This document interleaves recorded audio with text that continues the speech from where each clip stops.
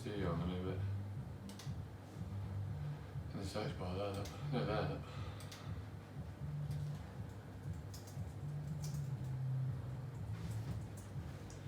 You meant for a bit sick.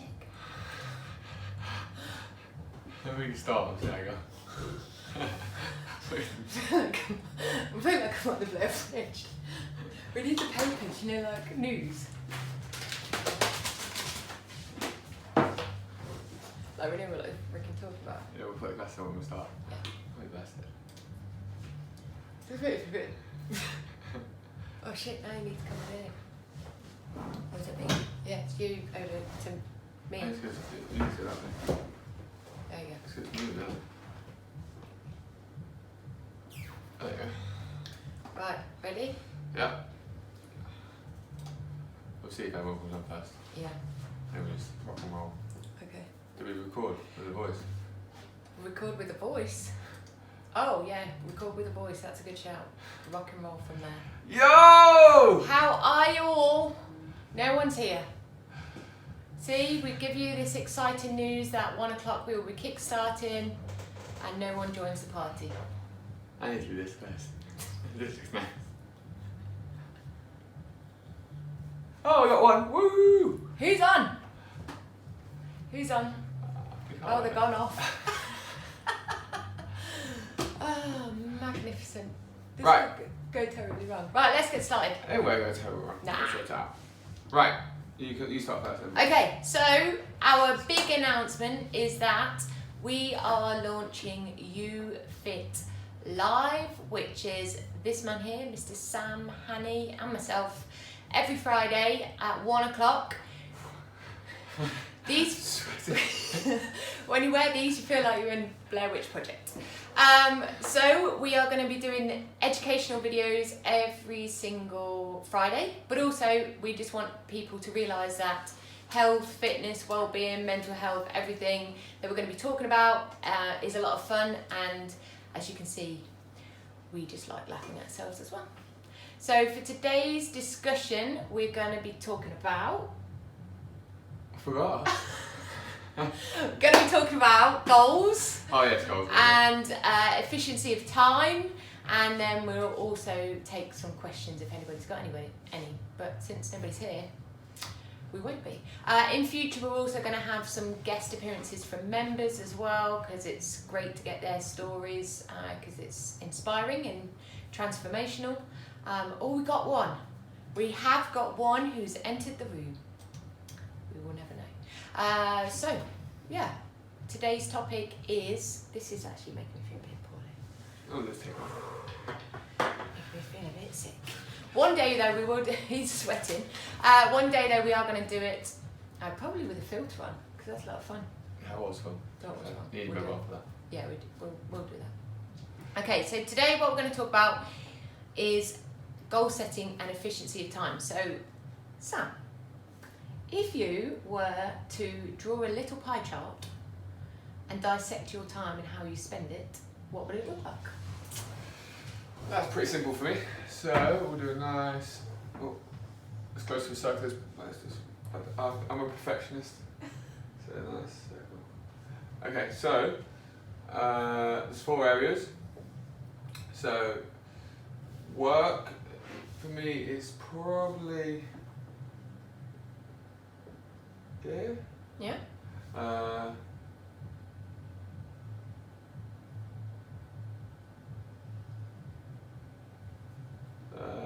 Family, relationships. Okay. Here is overall health. Yep. That ties in with work, and then this is education. Cool. Okay, so when we work with a lot of our members and a lot of people that walk into the door, there's some times where they'll sit down with us and say they're really struggling in terms of time and really setting out their time. So what we want to do today is to give you guys an overview as to how you can look at your time more efficiently and see where you're spending it. And once you've done that, to align it to your goals to ensure that you are spending an efficient amount of time on your goals if that's where you want to be. So from that, we can see that that's where Sam's at. Is that ultimately where you want to be? No. Okay. Definitely. So if you were to draw it again, where would you want to be?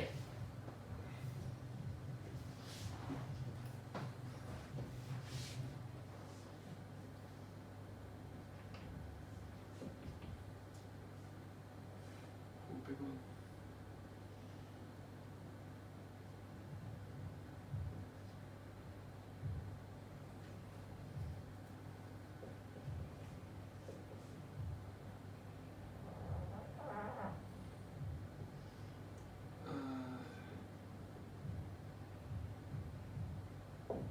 Education. Cool. Okay, so now we can see that this is where Sam's currently at, and this is what you guys can do, and it's understanding where you are currently and where you want to get to, and to see where the differences are. Because a lot of the time when we ask our clients to create this, you're going off screen, boss. Come into the room. A lot of the time we ask clients to do this, they are thinking here, but planning here. So when we ask them the question, they are already feeling like they're up here, and then they're actually working from this time frame. So that means there's always conflicts of time, because they think they've got more time with family than they actually have, and they're seeing where this discrepancy is. So you That's think where this is we where can get like a bit scary. people's behaviours don't match the goals? Yeah, exactly. So most people want that, but actually reality of what they're doing is that, but not that. Exactly. So So- how would you do it? So typically from a client perspective, if we rub this one out, so typically from a client perspective, they'll come in and they'll go, oh, I want to lose 2 sizes or 1 size, or stone, 2 stone, 3 stone. So typically the one today lady said she wants to lose 3 stone. But you got to ask yourself, she's got to ask herself where's her priorities and what her behaviours are like at this moment in time. So I didn't do this with her, but 9 times out of 10, I'll probably be sure that from a health perspective, because of where she's at, where she's overweight, and obviously the behaviours that she's created, health was probably like this. Work was probably like this. Social friends, probably like this. And this is family. So typically what we see, because obviously our membership base is more female, we typically see this where they've sacrificed themselves, or they've put themselves last on the list. So therefore they work, because obviously you have to work to earn money. And the family is a big part of people's lives, especially for the female. But then health is a very small minority. But then what they really want is to flip that on its head and make health a bigger circle. But what they've got to recognise is where health is at the moment. Now this can be conflicting either way, because you could be losing weight but it still be like this, and then later on it will affect you from your position of making choices or where you see value of time. Because at the end of the day, if you're going to put more time into something, so as you can imagine, she probably put more time into effort at work and family. So at work she may be successful, family maybe obviously they're growing up, so she's obviously providing for them, but at the same time health is a big sacrifice. And this is where she typically reaches the age of 35 to anywhere from 35 to 55, where they want to change their lives and look after themselves. Yeah. Where would you stand on that? For me, so when we did this before, and I think I'm very different to when I started my journey to where I am now and to where I'm going. So I would very much agree with you. From when I started my journey, I would probably put my social life a little bit higher, actually. I ain't really got one now. Or my social circle at work, I love it. So here, my social life was probably a bit more, because I was part of a team in a team sport. My family took a big portion of time, but the thing that always knocks me off kilter is when my work life took over. So my old job, doing lots of hours, waking up really, really early, leaving for work, being on the road a lot, didn't necessarily, I didn't think, allow me for time to really focus on my health. I put these factors first, and I think you've said it before, is really thinking about where you prioritise yourself in that circle as well. Because if at the time I prioritised work as my number one value, then actually it was always going to be difficult for me to assess anything other than that and to move my health into a better position. Now I've got better work balance, I'm thoroughly enjoying my job.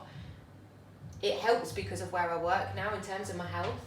And actually some of my social circumstances, I've moved them down, and I think that's because as you start to go through this journey, you realise the people that you've got around you that are motivational and positive and supportive of where you're at.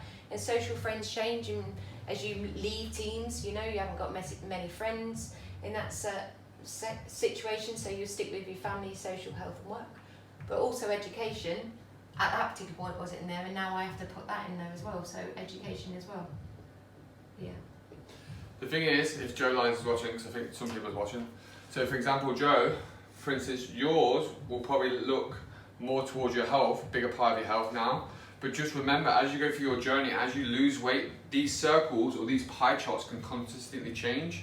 So you may at the start have you may be eager and willing to change, or really want to change, and you really put more emphasis into health, but then remember, life can throw obstacles at you and stuff like that, and then that pie chart can be completely flipped on its head. And it's when it gets completely flipped on its head, that's when you've got to evaluate the pie chart again, because then the pie chart should match your conversation you're having with a coach. So example, if someone's sitting in front of me who's gone back a little bit, maybe put a few pounds on, and they say, Sam, I really want to lose weight, I'm going to get back on it, then the challenge is to make them understand where they're spending most of their time. Because 9 times out of 10, what they're articulating to me and their actions are completely different. So they're saying they want it, but the actions don't ever actually prevail, so they never get the result they want because they never get back on it. But if they really dissected their time and recognise that actually where they're prioritised it in their list, they'll always find something. This could either be, like, it doesn't have to be work, family or anything. It could be relationships, it could be you met a new boyfriend, it could be a death in the family, it could be all sorts of things what's changes this pie chart. But the pie chart is quite a good way from a visual perspective for you to recognise where you're sitting at this moment in time. And you've got to be honest when you write it, but this is why Kerry asked me to do one where I am right now and my ideal, because if you do one where you are now and where one ideal is, then you can obviously get an idea of what you've got to change to get to the ideal. But the ideal can change as well. And I think in order to do that more specifically, when we've done this in the past, we've looked at the goals that are associated with it. So for example, when this started with health, to get from, I don't know, for you in your goal or for me in mine, to get from a size 22 down to where I want to be with a size 8 to 10, was the proportion of time that I was spending on my health going to help me to get to that? And the answer was no. So visually, I can see very quickly that actually I've got this goal, my goal is up here, but actually the time that I'm allocating to it isn't working. So I need to somewhere to flip that and to think about how am I going to invest that time, and am I being efficient with that time? And that comes with, like, if you're losing weight like this, instead of it goes up, down, you'll notice at these different points in time that there's a different pie chart happening. And that's what you've got to recognise. You've got to understand what's taking your eye off the ball, what are you focusing more on. Is work become more pressurised? Have you got a promotion? Are you demanding more at work from your boss, etc., etc.? These can all change. But it's very important to just identify. Because once you've identified things, it's the first point of change. To change anything in life, you've got to identify where you're at right now, so therefore you can make the necessary changes if you really want to change that and move forward. Now, if you recognise it and don't change, then that's a choice. I'm a big believer of choice. It's an option, it's either A or B. But once you've got that visual aspect in front of you, then you're well equipped to make a decision. Now, whether you're well equipped to make the decision to progress forward is different, because you may need different tools and strategies in place to help you move forward, but at least you're, from a visual perspective, you're making a choice to either decide to move forward or stay the same. Yep, totally agree. Cool. Right, what should we go on to next? Next, we are going to take some questions. Oh, Shripana's there. So, there are a few people online. I want a question from one person, or all of you. Come on. Come on, Shripana. Come on. Sangeeta, Joe, Vimal, Hafs. Come on. Question. I find it quite funny that a lot of people thought we were either investing in unicorns. That was one of the U's. Umbrellas was another one. Nice. A new venue, new coach. Yeah. And instead you got us to. This is just probably once I finish work. Definitely do, because your pie chart, you need to make it for your work. That's a good shout. Anybody questions? If not, we'll move on to the next thing. I think we should just move on. Move on. Cool. All right, boss. Okay, next thing, we are going to talk about goals and why it's important to set goals.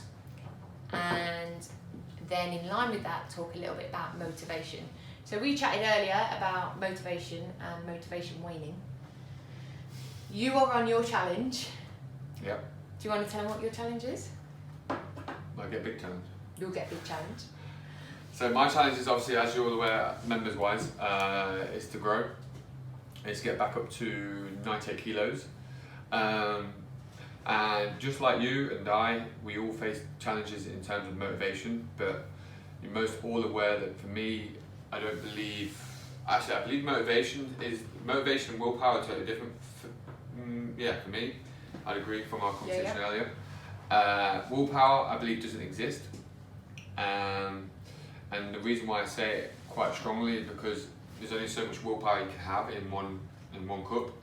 It's based on the lives we lead and based on the challenges we face on a day-to-day basis. So willpower will only be so much in the bucket. If that bucket tips too far, then you'll always put something at the bottom of the list. And the most things you put at the bottom of the list is your health, because it's the easiest one to avoid and it's the easiest one to sacrifice. So in terms of my goal, obviously,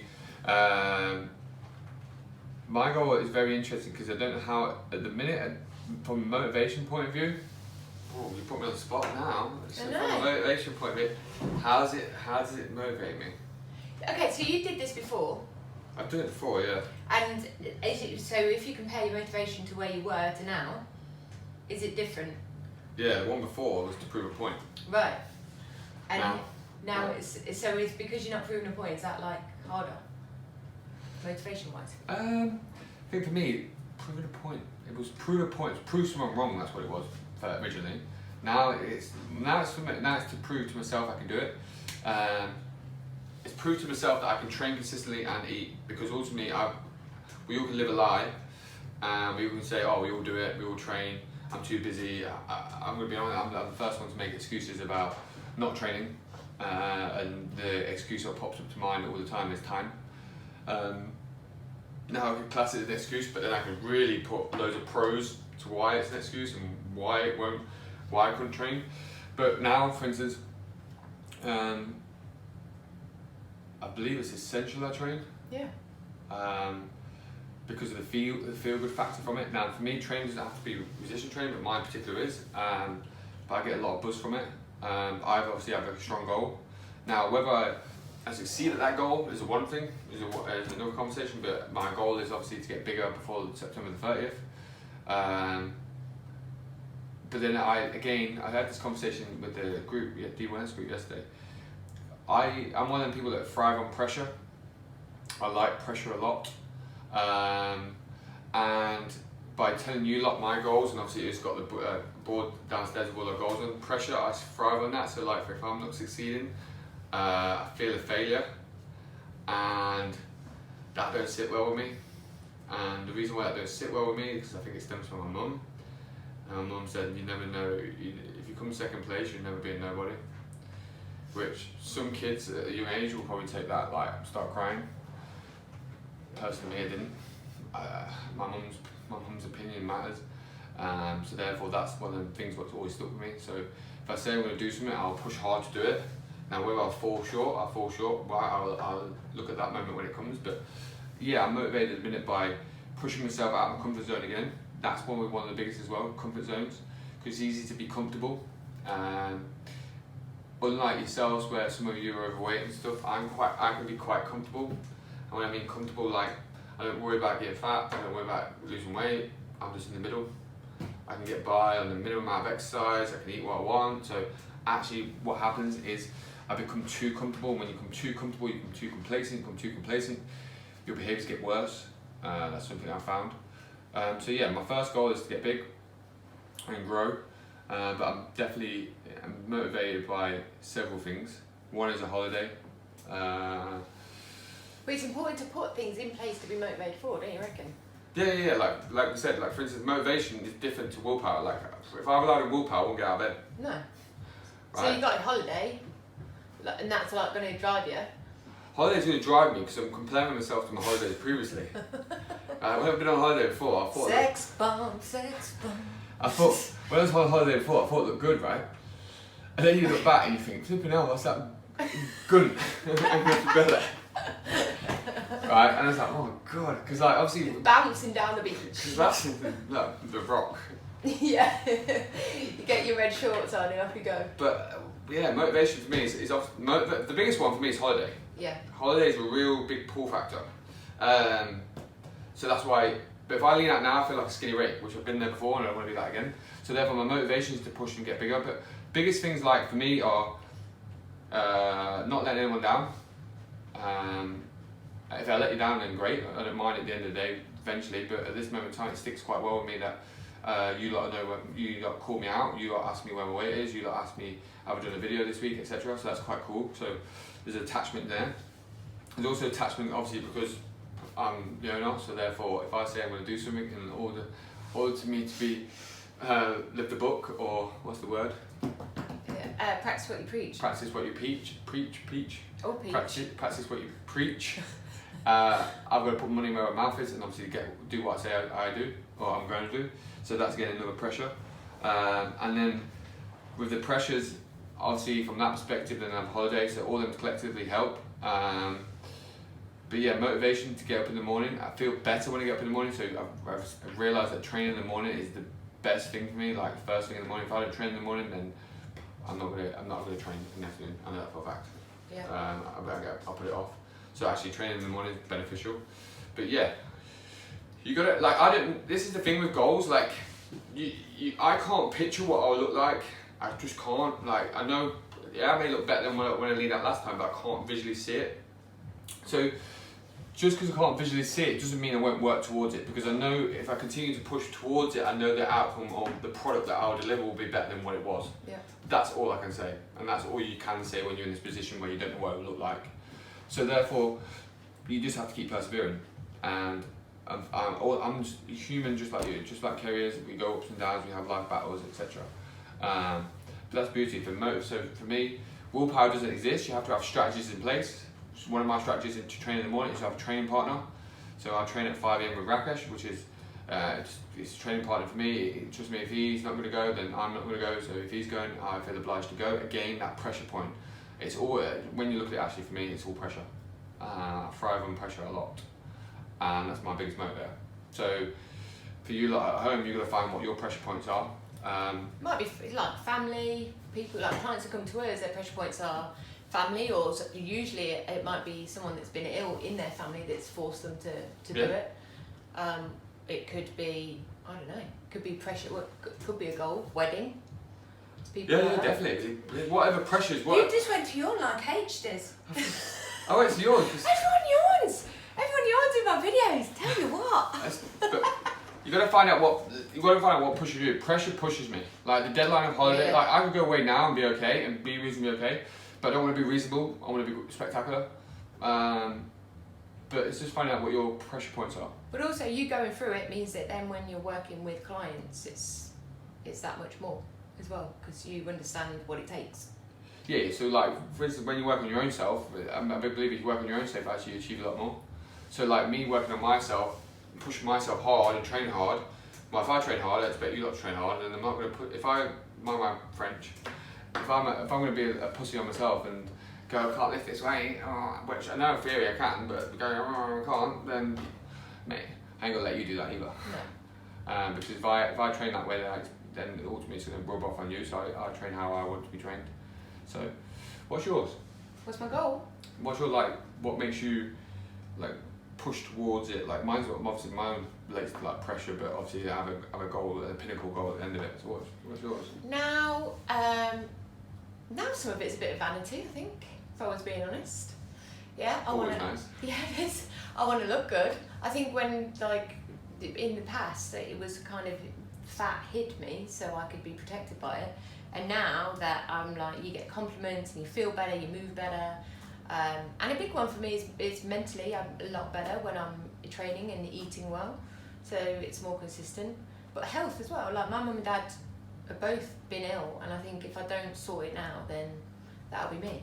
So for me, that's like one of my pressure points is I don't want to be them. So that's the thing that gets me up. But right now, I think it's probably well, you, because you'd kick my ass if I weren't doing it. But also, like you just said, by making yourself accountable, by telling my clients what I'm doing, telling the people around me what I'm doing, then it just gives you that extra bit of support and motivation. You don't want to let people down. I don't want to let people down. So, and also I don't want to let myself down, to be honest. Like I want to achieve what I want to do. So, yeah. I think this comes into the thing what we was talking about, you know, in the meeting on Saturday. Yeah. When we discussed, so basically on our team meeting on Saturday, it was quite cool. We discussed health, and if health is in the middle, everything crosses through it. Yeah.